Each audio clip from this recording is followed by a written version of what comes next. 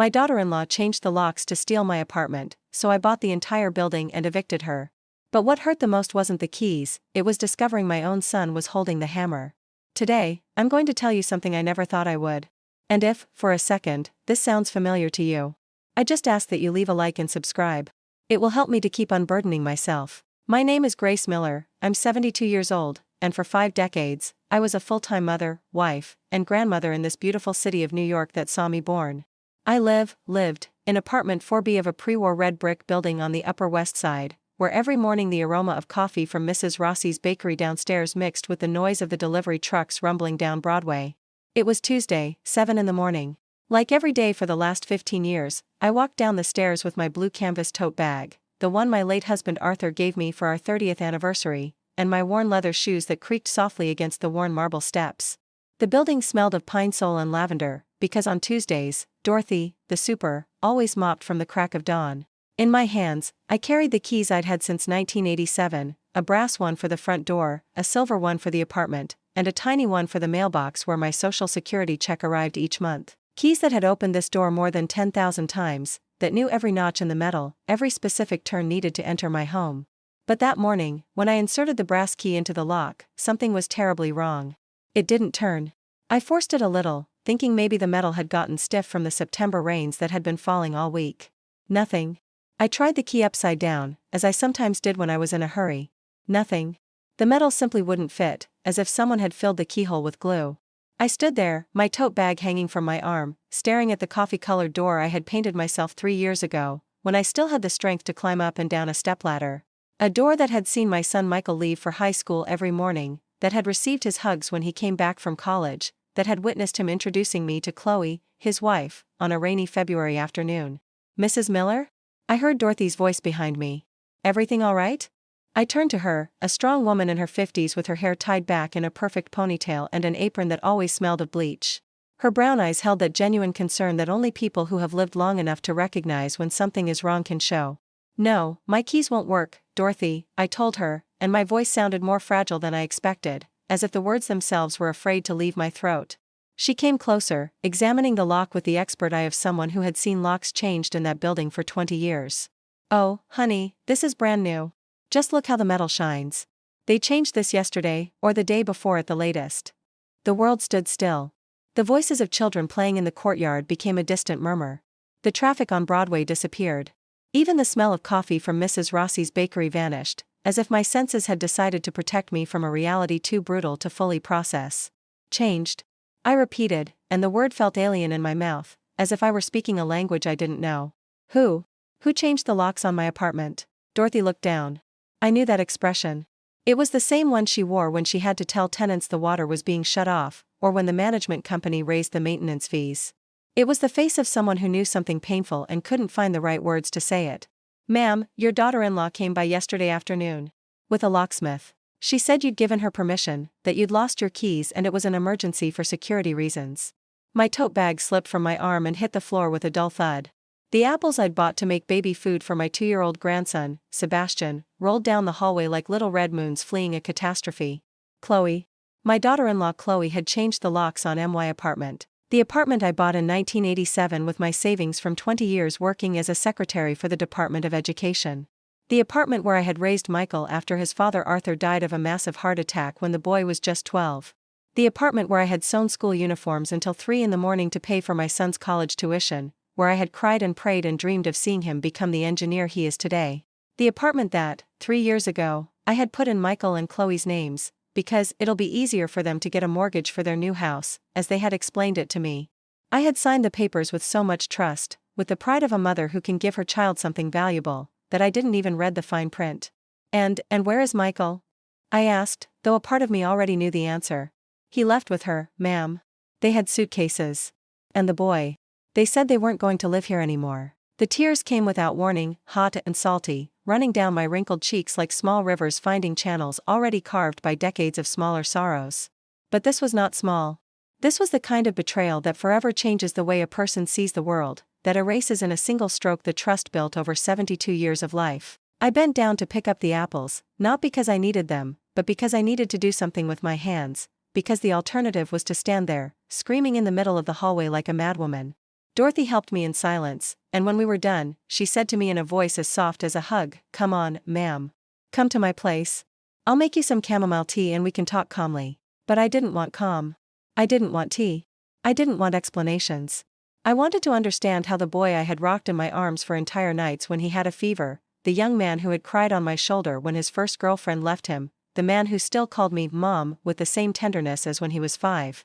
I wanted to understand how that same Michael had allowed his wife to steal not just my home, but my dignity. Because that's what Chloe had done, and he knew it. It wasn't just about changing some locks. It was about erasing me. It was telling me, without saying a word, that I no longer had a place in their lives, that my only function had been to give them what they needed and then disappear like an old piece of furniture that no longer matched the new decor.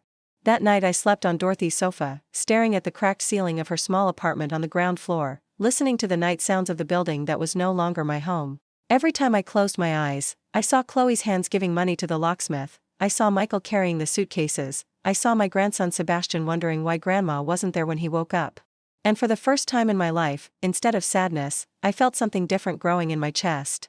Something I didn't recognize, but that burned like a small, constant fire. I didn't know what to call it yet. But I would soon find out. The next morning, I woke up with a stiff neck and a strange feeling in my chest, as if I had slept with a stone on my heart. Dorothy was already awake, making coffee in an old percolator that she had probably inherited from her mother, just as I had inherited so many things from mine: patience, the habit of giving without expecting anything in return, and the terrible habit of making excuses for those who hurt us. "Good morning, Mrs. Miller," she said with that warm smile only women who have raised their own children and others can have. "Did you get any sleep?" I lied. I said yes, although I had spent the whole night watching the shadows that the streetlights cast on the walls, remembering so many things that hurt like pins being stuck one by one into my memory. I remembered the first time I met Chloe, 5 years ago. Michael had been talking about her for months. "She's special, Mom. She has an MBA, works at a major firm, speaks fluent French. I think she's the one." And when he finally introduced her to me, at a seafood restaurant in the West Village, she arrived in an elegant black dress and shoes that cost more than my monthly pension. She sat across from me, looked me up and down with those green eyes that seemed to be evaluating me, and her first question was, "So, you live on the Upper West Side? That's interesting. Those apartments must be worth a fortune now, right?" I should have known then. I should have noticed that she didn't ask about my health, my work, or my hobbies. Only about the value of my property. But I was so happy to see Michael in love, so excited about the possibility of having an educated and successful daughter-in-law, that I interpreted her curiosity as genuine interest. "Yes, honey," I answered that afternoon, while Michael smiled proudly. "I bought it many years ago, when it cost a fraction of what it's worth now. It was my best investment." Chloe nodded, took a sip of her white wine, which she had ordered by pronouncing the name in perfect French, and said something that at the time I took as a compliment: "How smart, Grace. An independent woman who knows how to protect her assets. Michael told me you raised him on your own. That must have been very difficult." And I, like the fool I was, felt flattered. I felt seen. I felt respected by this young, sophisticated woman who seemed to understand the value of the sacrifices I had made. How wrong I was. Over the next 3 years, I witnessed how Chloe planted seeds of manipulation in my son's mind. Small, almost imperceptible seeds, but constant like the rain that eventually erodes even the hardest stone.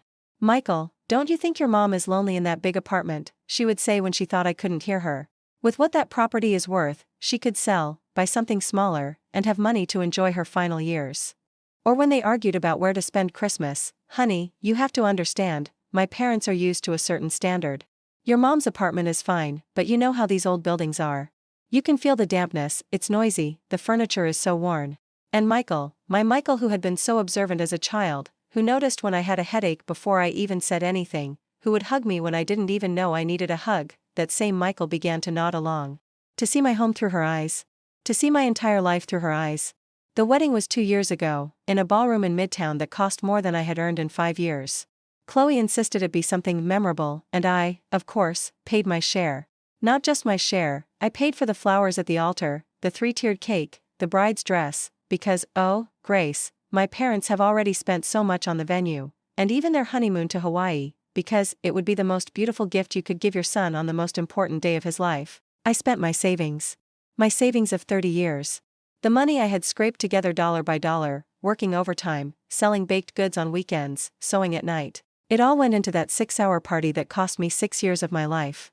But I did it with joy, because it was for Michael. Because it was for his happiness. What a fool I was. After the wedding, things changed. At first, it was small details. Michael no longer came to visit me alone on Sundays. Now he came with Chloe, and she always found something to criticize. The food was too salty, too bland, too greasy. The furniture was too old, too dark, too depressing. The air conditioner was too loud, the windows didn't close properly, the building smelled musty. "Mom," Michael said to me one Sunday, while Chloe scrolled through her phone on the sofa. "Have you ever thought about renovating a little? I mean, this place has potential, but it needs an investment. Chloe knows a decorator who could help you." Chloe looked up from her phone and smiled. That smile I had learned to fear, because it was always followed by a suggestion that was going to cost me money. "Oh, yes, Grace. He's a divine young man, so talented. Of course, his services aren't cheap, but for your mom's apartment, Michael, I'm sure it would be worth it. We could modernize it, change the floors, the kitchen, the bathrooms, it would be gorgeous." And I, as always, said yes. I spent another $10,000 on a renovation that transformed my cozy home into something that looked like a doctor's waiting room, all white, all cold, all perfectly sterile. Chloe supervised every detail, chose every color, every material, every piece of furniture. And when it was done, she told me, "See what a difference, Grace? Now it's a pleasure to come visit you." But the visits became scarcer and scarcer. And when they did come, it was always because they needed something. Could I watch Sebastian because they had an important work dinner? Could I lend them money for the down payment on Chloe's new car? Could I co-sign a loan for them because you have a better credit history than we do, Grace? Could I put the apartment up as collateral because it's just a formality, Mom, but it would help us so much? And I always said yes. Always. Because they were my family. Because Michael was my only son. Because Sebastian was my only grandson. Because a mother's love knows no limits, not even for her own dignity. Until one day, 3 months ago, I arrived at the apartment unexpectedly and found them there. Living there. With all their things. Chloe had turned my bedroom into a walk-in closet. Michael had set up his office in what used to be my study. And Sebastian had toys scattered all over the living room. "Oh, Mom," Michael said, as if nothing was wrong. "Good, you're here. We wanted to talk to you. Things got complicated with the new apartment, and we thought maybe we could stay here for a few months. It's temporary, of course." "And me?" I asked. "Where am I supposed to sleep?" Chloe, who was organizing her clothes in my closet, looked at me with that annoyed expression she got when Sebastian interrupted her work calls. "Oh, Grace, don't be so dramatic. You can stay on the living room sofa, or in the old maid's room. It's just while we find something bigger. Besides, it's time you started getting used to smaller spaces, don't you think? At your age, you don't really need that much room." At my age. At 72, after having worked since I was 14 to have a home of my own, they were telling me I no longer needed space. That I no longer needed privacy. That I no longer needed dignity. And Michael, my Michael, said nothing. He just stood there, staring at the floor, while his wife explained to me why my life no longer mattered. That night I slept in the maid's room, on a twin bed that creaked every time I moved, listening to the sounds of my own house turned into foreign territory. I heard Chloe laughing on the phone with her friends, telling them who knows what stories. I heard Michael watching TV in my living room, sitting on my armchair. I heard Sebastian cry, and when I got up to comfort him, Chloe was already there, holding him, saying loudly enough for me to hear, "Shoo, my love, it's okay. It was nothing. It was just Grandma making noise again. Just Grandma." As if I were a ghost. As if I were a nuisance. As if after all my sacrifices, after giving everything I had and everything I was, my only function was to be in the way in my own home. That dawn, sitting on the edge of that small, uncomfortable bed, with a broken heart and trembling hands, I made a decision. I wasn't going to be just Grandma anymore. I was going to be something else. Over the following weeks, living in my own apartment became like walking through an emotional minefield where every step could detonate a new humiliation. I would get up at 5 in the morning, before them, to use the bathroom without disturbing them. I prepared my coffee in silence, like a thief in my own kitchen, measuring every movement so as not to wake the true owners of the house. Chloe had established unwritten rules that were communicated through looks of disapproval and exaggerated sighs. I couldn't listen to music after 8 at night because it agitated Sebastian. I couldn't cook dishes with strong smells because they made her nauseous. I couldn't have visitors because the house is already too crowded. I couldn't even talk on the phone in a normal voice because some people need to concentrate to work from home. My own home had become a prison of forced politeness, where I was the unwanted tenant who had to be grateful for the privilege of existing on the margins of a life that no longer belonged to me. The first truly cruel blow came on my birthday. 72 years old. I woke up with that mix of melancholy and hope that birthdays bring when you're my age, melancholy for everything that will never return, hope for the beautiful moments that may still come. I got ready with special care that morning. I put on the navy blue dress I had bought for Michael's wedding, I styled my hair in soft curls as my mother used to do on important Sundays, and I even put on a little makeup. I had the foolish illusion that maybe Michael would remember, that maybe they would do something special, that maybe Sebastian would give me one of those hugs that healed everything. I spent the entire day waiting for a happy birthday wish, a smile, a minimal gesture to confirm that I still mattered in their lives. Michael left for work early without even looking at me. Chloe was on video calls all morning, talking about budgets and marketing strategies, ignoring my presence as if I were part of the furniture. At 2 in the afternoon, when I could no longer bear the silence, I timidly approached the living room where she was working. "Chloe, honey," I said in a soft voice. "Do you think we could do something special for dinner? Today is my birthday and I thought maybe." She didn't even look up from her laptop. "Oh, Grace, I'm so sorry, but I have a super important meeting late tonight. And Michael has to work too. Why don't you order some delivery? You can use my app if you want." My breath caught in my throat. I stood there, staring at the back of my daughter-in-law's neck as she typed as if I didn't exist, as if my birthday were a minor inconvenience in her busy schedule. As if 72 years of life didn't even deserve 5 minutes of her attention. "And Sebastian?" I asked, clinging to the last sliver of hope. "Could we make a little cake for him? He likes to help me in the kitchen." Chloe sighed, in that particular way some people have of making you feel like an unbearable burden. "Sebastian is napping. And when he wakes up, we're going out. I have to take him to the pediatrician, then to my mom's house, and then Michael and I have a dinner. It's going to be a very long day." A dinner. Michael and she had a dinner. On my birthday. And I wasn't invited. It hadn't even occurred to them to invite me. I went to my little room and cried. I cried like I hadn't cried since Arthur died. I cried for the humiliation, for the loneliness, for the cruel indifference of those who were supposed to love me. I cried because my own son had forgotten the day I brought him into the world, the day that changed my life forever and gave my whole existence a purpose. That night, when they came back from their dinner, I heard their laughter from my room. I heard Michael telling jokes, I heard Chloe laughing with that crystalline laugh she never used with me. I heard Sebastian ask for water, and I heard Michael's soft voice comforting him. He was the loving father I had raised, the gentle man who still existed, just not for me anymore. The next day I found the receipt for the dinner in the trash, $250 at a Japanese restaurant in Tribeca. $250. More than I spent on groceries in a month.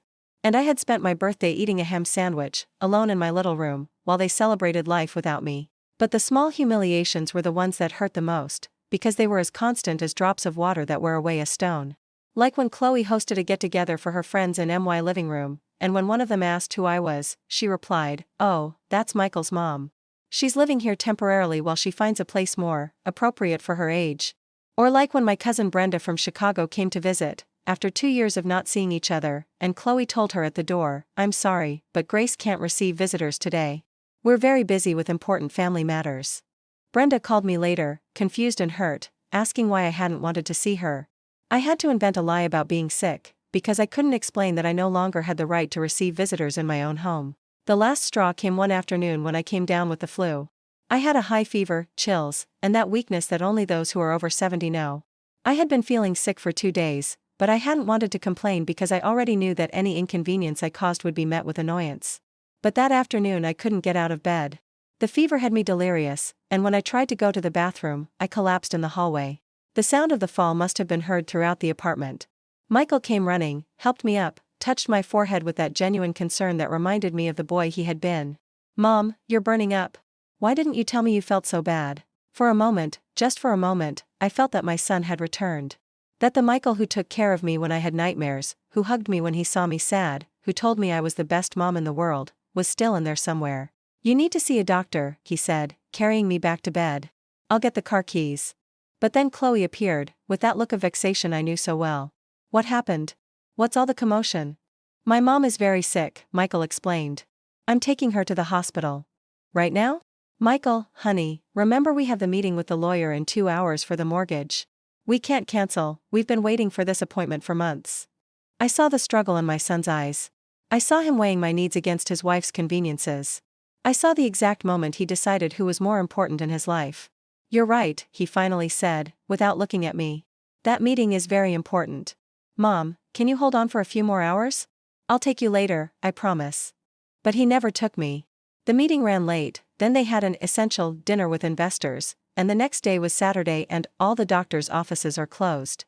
I got better on my own, drinking herbal tea and taking Tylenol, shivering with fever in my twin bed while they lived their lives in my home.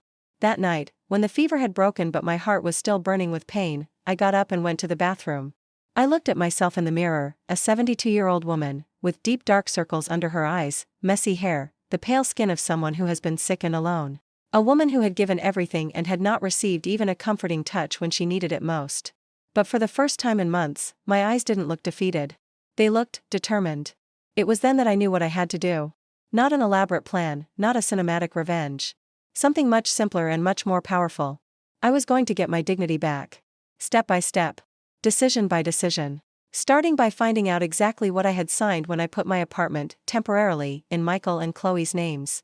And when I had that information, when I knew the full truth of my legal situation, I would make the decision I should have made from the beginning. The decision to stand on my own 2 feet. Because I had been invisible in my own life for long enough. The day after my lonely illness, I woke up with a mental clarity I hadn't felt in months. It was as if the fever had burned away not just the flu, but also the fog of self-deception I had been living in. While Michael and Chloe were having breakfast in my dining room, discussing plans to remodel the bathroom, my bathroom, I made a decision that would change everything. I waited for them to leave. Michael to work, Chloe to her upscale gym where she paid $200 a month to sweat on imported machines, and Sebastian to the daycare where they left him to have quality couple time. When the apartment was empty, except for me, I took out of my purse the small key I had never handed over, the one to my safe deposit box at the bank. That's where I had kept all my important documents for decades. Birth certificates, my social security card, the original deed to my apartment, and those papers I had signed 3 years ago without fully reading, blindly trusting my son. The subway ride to the bank was like traveling through a city I no longer fully recognized. New York had changed so much in recent years, and I had been so wrapped up in my family problems that I had barely noticed the new skyscrapers, the new shopping centers, all that life that kept moving while mine had been stuck in a maid's room. At Chase Bank, the associate who helped me was a young woman in her 30s, efficient and kind, who helped me review all my documents on her desk. Her name was Jessica Chen, according to the golden nameplate on her desk, and she had that professional patience you see in people who are used to dealing with older adults confused by the financial system. "Let's see, Mrs. Miller," she said, putting on her glasses to read better. "You owned the apartment outright since 1987. But I see here that in July of 2021 you signed a deed of gift." She stopped. Her expression changed. She frowned and reread the document, line by line. "Ma'am, this isn't what you described to me on the phone. This isn't a temporary transfer to secure a loan. This is a complete and irrevocable gift of the property." The words hit me like a wave of ice water. A complete and irrevocable gift. Not a temporary cosign. Not a guarantee that could be reversed. A gift. Like a Christmas present that can no longer be returned. What does that mean, exactly?" I asked, although my heart already knew the answer. Jessica looked at me with that professional compassion that people who work in banks and have seen all the possible ways families betray each other over money have perfected. "It means that you are no longer the owner of the apartment, Mrs. Miller. The only legal owners are Michael Miller and Chloe Hayes. You donated your property voluntarily, according to this document. And gifts between family members are final, they cannot be revoked unless you can prove fraud or duress." Fraud. Duress. Words that sounded so distant, so much like something from a TV drama or the news. Not from my real life. Not from my son. Not from the boy I had raised with so much love, whom I had taught so many values, who had sworn to me it was just a temporary formality. But they told me. I began to explain, and then I realized how pathetic I sounded. They told me it was just to help them with the bank, that the apartment was still mine. Jessica nodded with the sadness of someone who has heard this story too many times. "Unfortunately, ma'am, that's not what this document says. Here is your signature, that of a notary public, and 2 witnesses. Everything is legally in order. According to the law, you made a voluntary gift of your assets." I felt as if I had been hollowed out. As if someone had turned a tap in my chest and my whole life, all my years of work, all my sacrifices, were draining onto the floor like dirty water. "Is there nothing I can do?"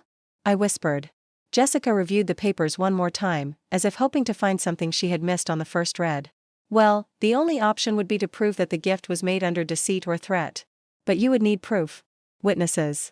Evidence that they deliberately misled you about the nature of the document you were signing. But I had no proof. I only had memories of my son telling me, 'Trust me, Mom,' and of Chloe explaining that it was just a formality. I only had the word of a 72-year-old woman against two young professionals with college degrees and respectable jobs. I left the bank walking like a sleepwalker. The streets of Midtown were teeming with life: hot dog carts, tourists taking pictures, office workers buying lunch from food trucks. The whole world kept spinning while mine had come to a complete stop. I sat on a bench in Bryant Park, watching people pass by as I tried to process what I had just discovered. They hadn't just stolen my home. They had stolen my future, my security, my only protection against a vulnerable old age. There, sitting on that metal bench under the February sun, I took out my phone and dialed Michael's number. I had to confront him. I had to hear him tell me the truth to my face, even if that truth would completely destroy me. He answered on the third ring, with that distracted voice he used when he was working. "Hey, Mom? Everything okay? I'm in a meeting, can this be quick?" "Michael," I said, and my voice sounded firmer than I had felt in months. "We need to talk. Tonight. When you get home." "Did something happen?" His tone shifted slightly, as if he had detected something different in my voice. "Yes, something happened. I went to the bank. I know the truth about the papers I signed." There was a silence on the other end of the line. A silence that lasted only a few seconds but felt like an eternity. The silence of someone who has just realized their lie has been discovered. "Mom, I can explain." "Not on the phone," I interrupted him. "At home. Tonight. And I want Chloe to be there too." I hung up before he could respond. I sat there, watching the pigeons fighting over crumbs that an elderly lady was throwing to them from another bench. That lady was probably my age, maybe older, but she looked calm, at peace. She looked like someone who had a place to go back to, someone who hadn't been betrayed by the people she loved most in the world. The trip home was the longest journey of my life.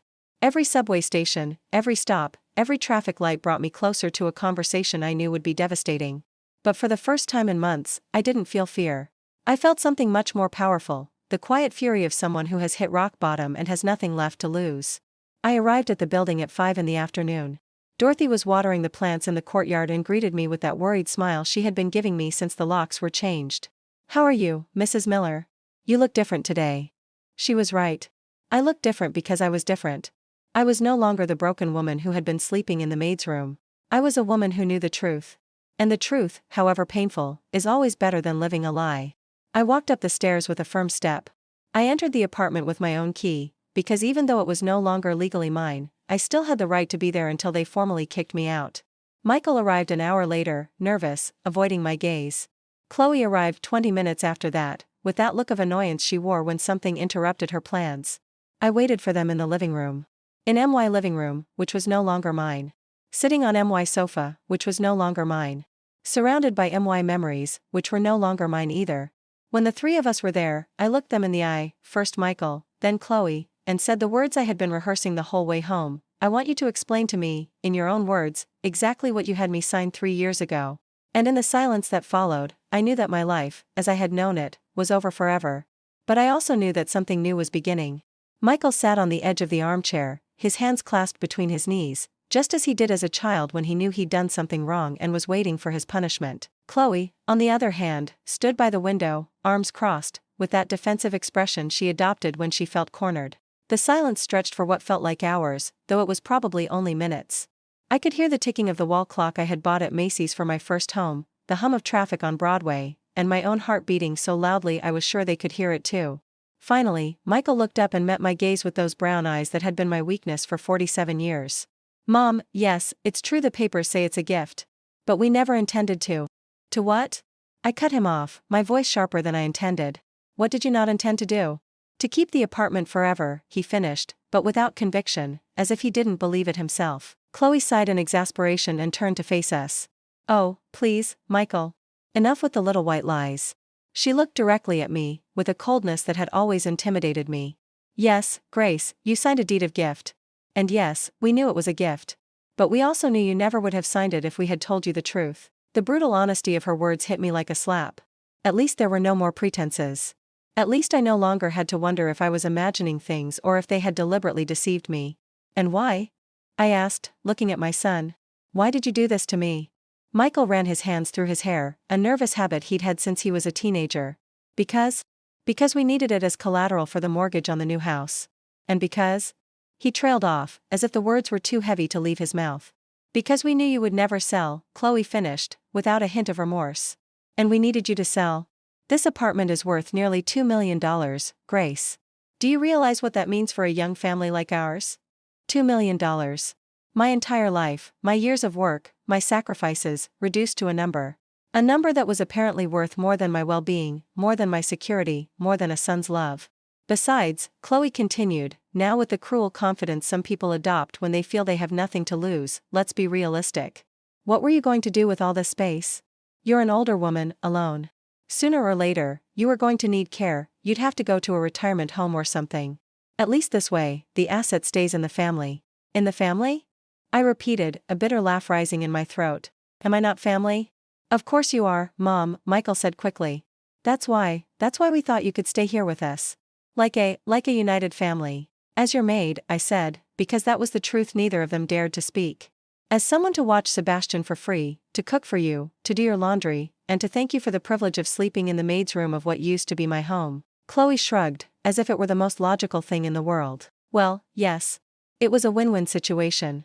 You would have a place to live without worrying about expenses, we would have help with the child and the house, and the asset would be preserved for future generations. Future generations. She spoke of me as if I were already dead. As if my only function was to be a bridge between the asset I had built and the beneficiaries who truly mattered. And what if I hadn't agreed? I asked. What would you have done if I had found out the truth sooner? Michael and Chloe exchanged a look. One of those couple looks that speak a secret language, communicating messages that others are not privy to. Well, we'll figure out what to do now, Chloe finally said. That answer chilled me to the bone. Because it implied they had been prepared for this. That they had a plan for what to do with me if I became a problem, if I stopped being the submissive, grateful grandmother they expected me to be. Mom, Michael said, and for the first time in the conversation, his voice sounded genuinely hurt. I know this looks bad. I know we hurt you. But we never meant to cause you harm. We just needed to secure our future. Sebastian's future. And my future? I asked. What about my future? Your future is with us, he replied, but without his earlier conviction. You're our family. We'll always take care of you. Like you took care of me when I was sick last week? Like you took care of me on my birthday? Like you've taken care of me these last few months, making me feel like an intruder in my own home. Michael looked down. Chloe examined her perfectly manicured nails. Things will change, he mumbled. We'll try harder. No, I interrupted, the firmness in my own voice surprising me. They won't change. Because you won't change. Because you see nothing wrong with what you did. Because to you, I am no longer a person with rights and feelings. I'm a problem to be solved, a nuisance to be managed. I stood up from the sofa. For the first time in months, I felt taller, stronger, more in command of my own dignity. I want you both to know something, I said, looking at them both. For 47 years, Michael, you were the most important thing in my life. I gave everything for you. My youth, my money, my opportunities, my dreams. Everything. And I thought that when I reached this age, when I was vulnerable, when I needed support, I would have a son who would protect me as I protected him. My voice cracked slightly, but I continued. But I was wrong. I don't have a son. I have a stranger who learned that a mother's love can be exploited without consequence. And I have a daughter-in-law who sees elderly people as obstacles to her ambition. Mom, don't say that. Michael stood up too, trying to approach me, but I stepped back.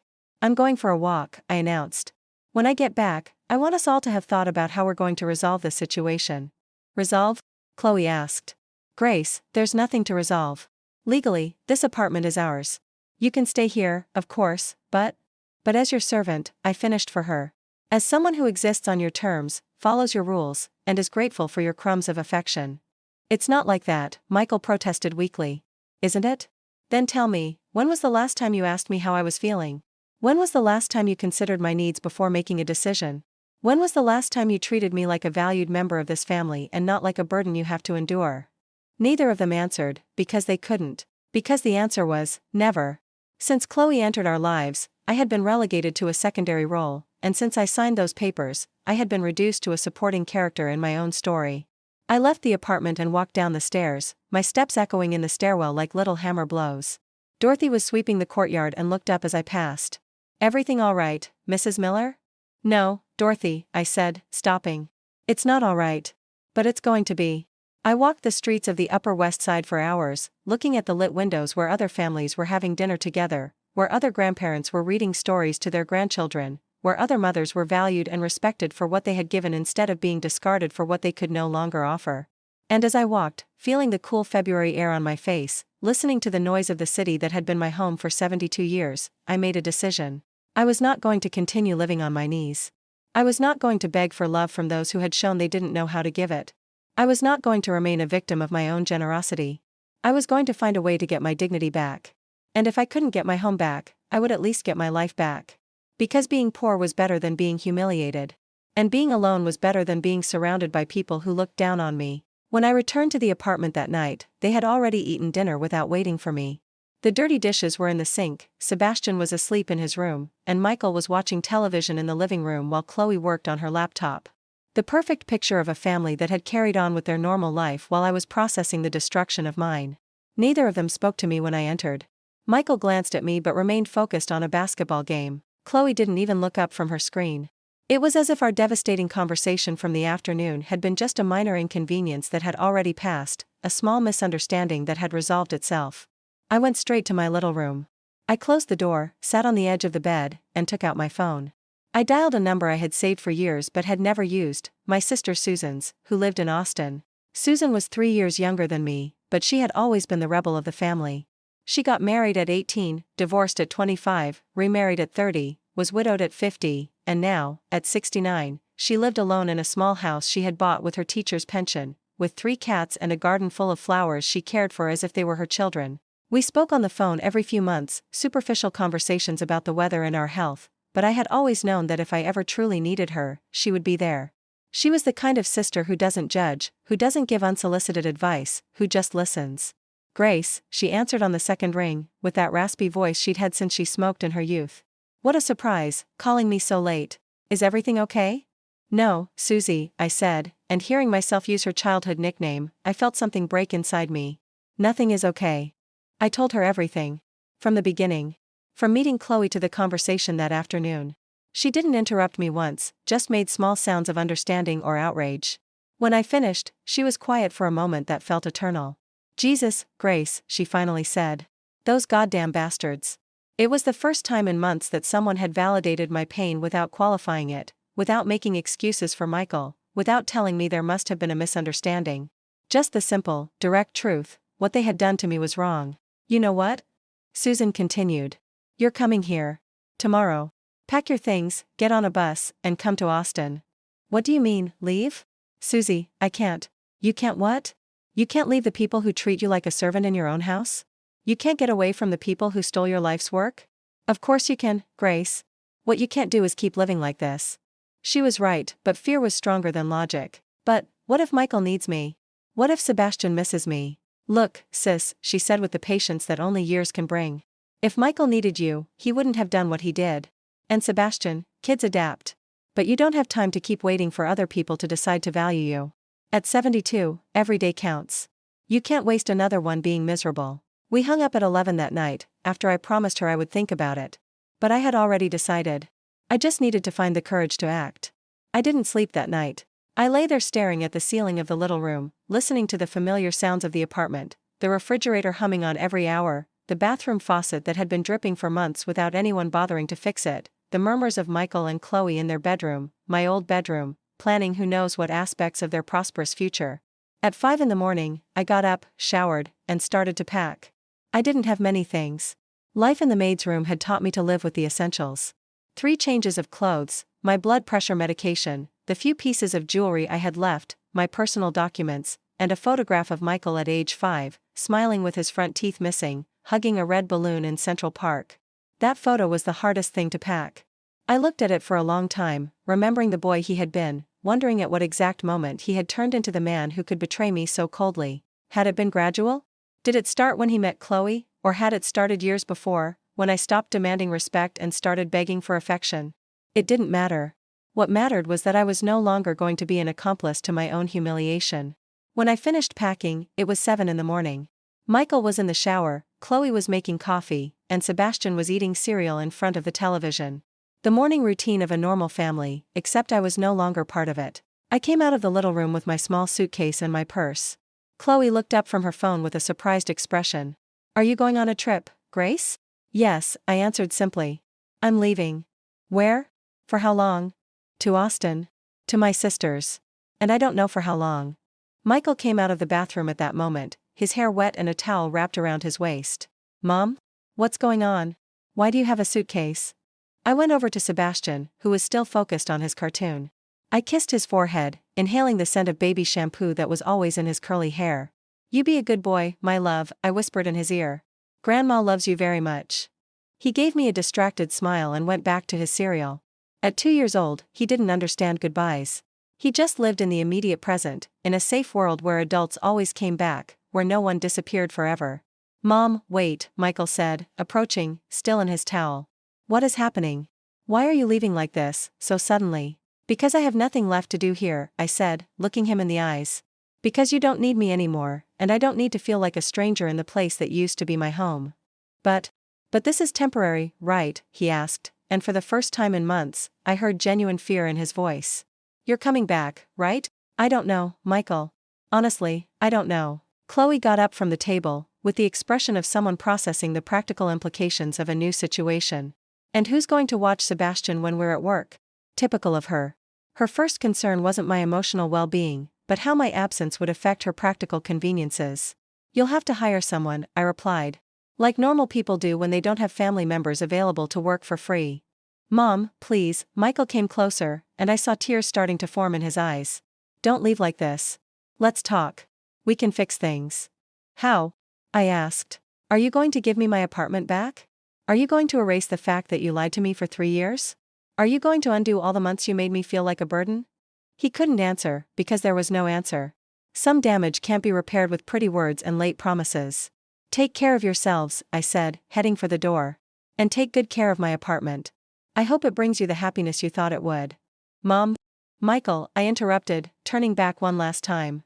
I love you. I will always love you. But loving someone doesn't mean you let them destroy you. And that's what you're doing to me. You're destroying me, piece by piece, and I'm letting you. I walked out of the apartment. I closed the door. I walked down the stairs with firm steps, each one an act of liberation, every foot a declaration of independence. Dorothy was in the courtyard, watering the plants in the interior garden. Going for a walk, Mrs. Miller? I'm leaving, Dorothy. For good. She came over to me, dropping the hose on the ground. Are you sure? Sons can change, you know. Sometimes they understand. At 72, I don't have time to wait for people to understand what they should have understood from the beginning, I told her. But thank you for everything. For being kind to me when no one else was. She hugged me. A strong hug, from one woman to another, from someone who understands that sometimes the only option is to start over, no matter your age. The cab I had called was already waiting outside. The driver, a man in his 50s with a kind smile, helped me with my suitcase. Where to, ma'am?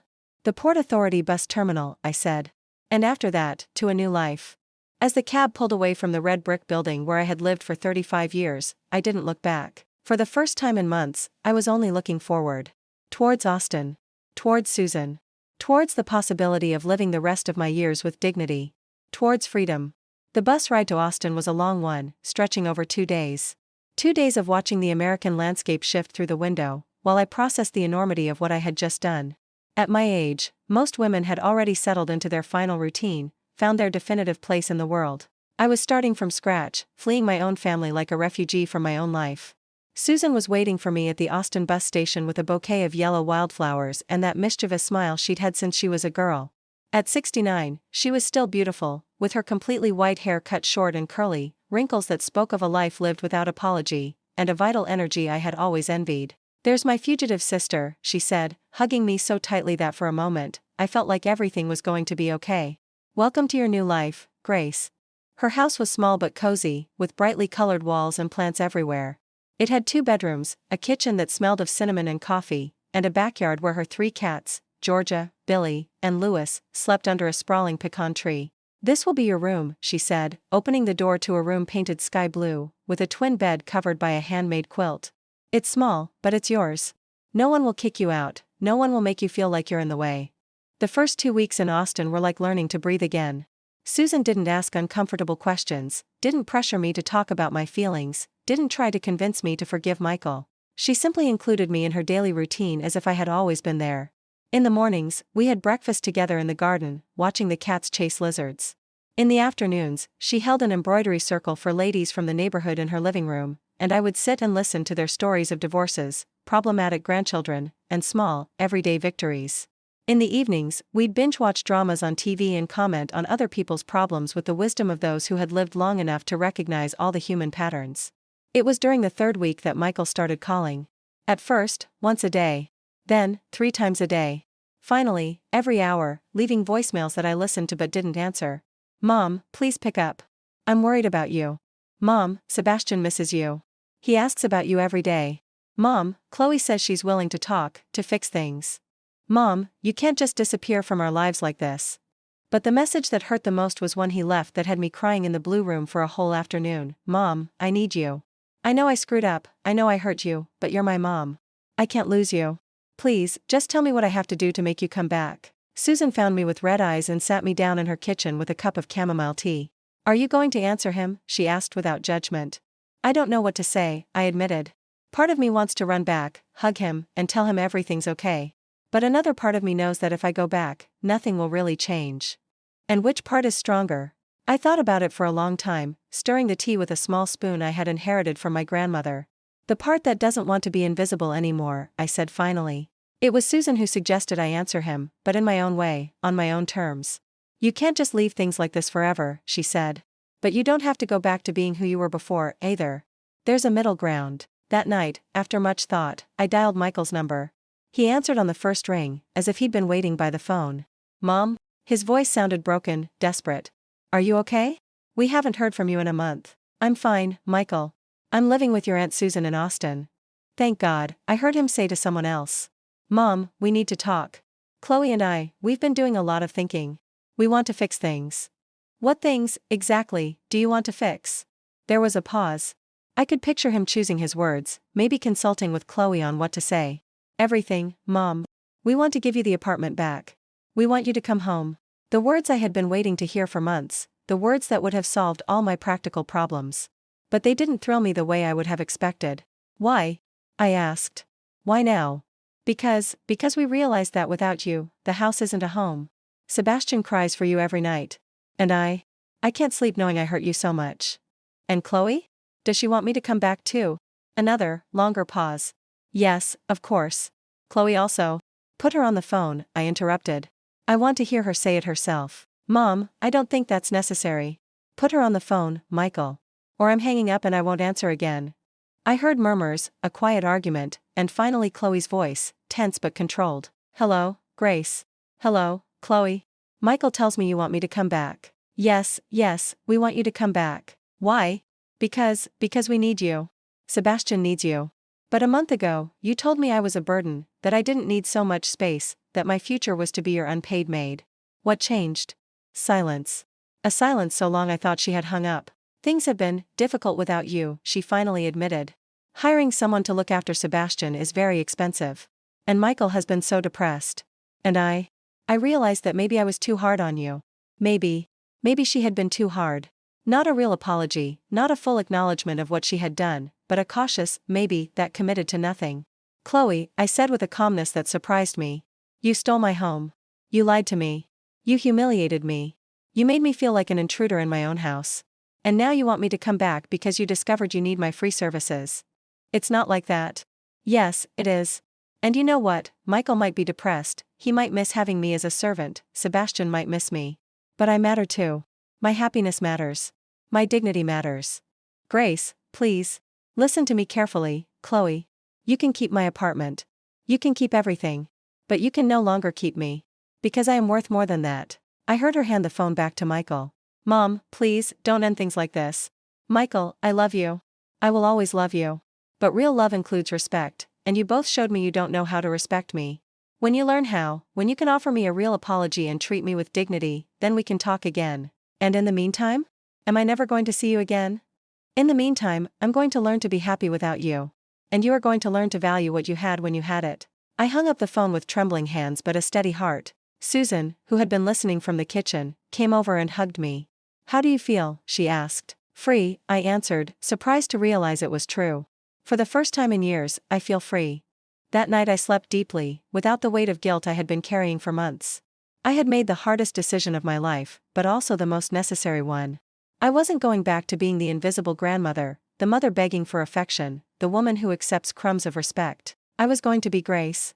Just Grace. And for the first time in a long time, that felt like enough. 6 months after that phone call, I was sitting in Susan's garden, now my garden, too, watching the golden Austin sunset while Georgia, the most affectionate of the 3 cats, purred on my lap.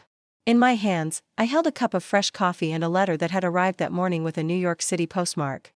The letter was from Michael. The first one he had written since our phone call. He had continued to call sporadically over the months, but I had held my ground. I wasn't ready to talk until there were real changes, not just words of regret. I opened the envelope carefully, the way you open things that might change the course of events. Michael's handwriting was the same as ever, but something in the tone was different. More humble. More mature. Dear Mom, it began. Not just Mom, as he'd always said. Dear Mom, as if he had finally remembered I was a person worthy of affection expressed in complete words. It's been 6 months since you left, and every day I've understood a little more the magnitude of what we did to you. We didn't just take your home, Mom. We took your dignity. We took your place in the family. We turned you into a stranger in your own life. Chloe and I divorced 2 months ago. I know this won't surprise you. When you left, it became obvious that the only thing holding us together was the convenience of having everything taken care of, the free house, the free childcare for Sebastian, a comfortable life built on your sacrifices. Without you, we started fighting about everything. About who would watch Sebastian, who would pay for daycare, who would do the chores you did without us even noticing. We realized we didn't really love each other. We were just convenient for each other, as long as someone else was paying the price. Mom, I've put the apartment up for sale. I know it's legally mine, but morally, it never stopped being yours. I want to give you the money. All of it. Not as a favor, but as what I should have done from the beginning, acknowledge that what we did was theft disguised in legal papers. Sebastian is living with me in a smaller apartment near his school. It's hard being a single dad, but I'm learning. And you know what hurts the most, Mom? He barely asks about you anymore. At first, he cried every night asking for Grandma, but kids adapt, and now he's used to you not being here. That taught me something terrible, that love doesn't just wait around indefinitely for people to grow up. That the opportunities to love and be loved have an expiration date. And that I wasted mine with you. I'm not asking you to come back, Mom. I'm not asking you to forgive me. I'm only asking that you let me visit you someday. That you give me the chance to introduce you to a different Michael, one who learned to value what he had only after he lost it. I love you, Mom. And I hope that one day you can believe in that love again. Your son who is learning to be better, Michael P.S. I'm sending a picture of Sebastian. We built a sandcastle at the park yesterday and he said, Dad, I wish Grandma could see this. I wish she could, too. Inside the envelope was a photograph of my grandson, now 3 years old, smiling with sand in his hair and a plastic shovel in his hand. He had grown so much in these months. His cheeks weren't as round anymore, his eyes had taken on that intelligent look kids get when they start to understand the world around them. I cried. I cried for the lost time, for the hugs I hadn't given, for the words I hadn't heard him say. But I also cried with relief, because I had finally received what I had been waiting for so long, a real apology, a genuine acknowledgement of the harm done, and the promise of change accompanied by concrete actions. Susan came over with another cup of coffee and sat next to me on the wooden bench we had put under the pecan tree. Good news or bad news, she asked, gesturing to the letter. Necessary news, I replied, handing her the letter to read. While she read, I looked at the garden we had been cultivating together for these months. The roses we had planted in February were already blooming. The cherry tomatoes I planted in March were red and ready to be picked. The small herb garden that had been my personal project filled the air with the scents of basil, rosemary, and parsley. I had discovered I had a talent for gardening. My hands, which for decades had been dedicated to caring for others, found a new way to create life and beauty. Every plant that grew was a small victory, proof that I too could flourish when given the right space and care. Oh, Grace, Susan said when she finished reading. He finally wrote something worth reading. Do you think I should answer him? What do you feel you should do? It was the right question. Over these months, Susan had taught me to trust my own instincts, to make decisions based on what I needed and not what others expected of me. I think I want to see him, I admitted. But here. On my terms. When I'm ready. And when will you be ready? I looked around, the flourishing garden, the house where I had found peace, the new life I had built from scratch at 72. A life where no one told me what to do, where to sleep, or how to feel. A life where I was the protagonist, not a supporting character in someone else's drama. Soon, I said. But first, I want to finish something. That night, I wrote my own letter. Not a reply to Michael, but a letter to myself. A letter I would never send, but that I needed to write to close one chapter of my life before opening the next. Dear Grace, I wrote. You have lived 73 years in this world. You have loved, you have sacrificed, you have given everything you had and more than you could afford. You have been a mother, a wife, a grandmother, and an employee for decades. But for these last few months, you have been something you had forgotten how to be. You have simply been yourself. You have discovered that you can be alone without being lonely, that you can love your family without letting them destroy you, that you can forgive without forgetting, and that you can start over at any age. You learn that dignity is not something others give you, but something you give yourself. That respect is demanded, not begged for. That true love includes healthy boundaries. You have learned that you are not too old to flourish, to create, to dream. That your hands can do more than clean and cook for others. They can plant gardens, write letters, create beauty. You have learned that your value does not depend on how much others need you, but on how much you respect yourself. Now, when you look back, don't just see the lost years. See the strong woman who rose from those ashes. See the lesson you taught others about the consequences of taking love for granted. See the example you are for other women who may be living through your same situation.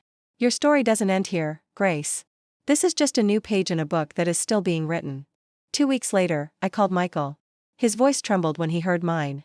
Mom? Hello, Michael. I got your letter. And I want you to come visit me. You and Sebastian.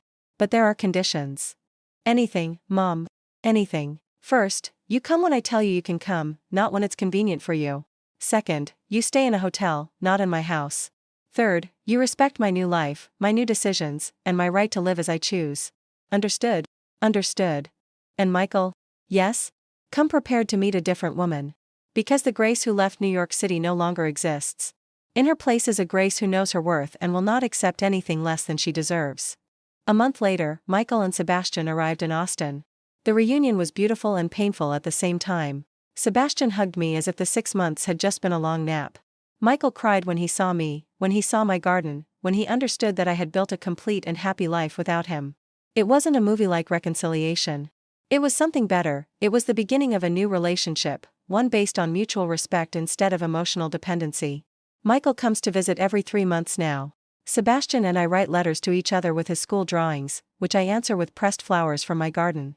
We are rebuilding our relationship step by step, with patience and honesty. Chloe never offered me a direct apology, but she sent the money from the sale of the apartment without me asking for it. With that money, Susan and I bought a bigger house with an even more beautiful garden. Today, as I write these words in my new study, a room full of light where I have my books, my plants, and my sewing machine, I can say something I haven't been able to say in years: I am happy. Not the dependent happiness I had when my value was measured by how much others needed me, but the solid happiness of someone who has found herself after being lost for so long. Do you know what the most beautiful part of all this is? I discovered that it's never too late to rescue yourself. That it's never too late to say no more. That it's never too late to bloom. So I ask you, the dear person listening to this story, have you experienced something similar? Do you know someone who has gone through a similar situation? Tell me about it in the comments. And if this story touched your heart, if it made you reflect on your own life, please leave a like and subscribe to the channel. Because sometimes, sharing our stories is the most powerful way to remind others that they too deserve love, respect, and dignity. That they too can bloom, no matter how old they are or how long they have been wilting in someone else's garden.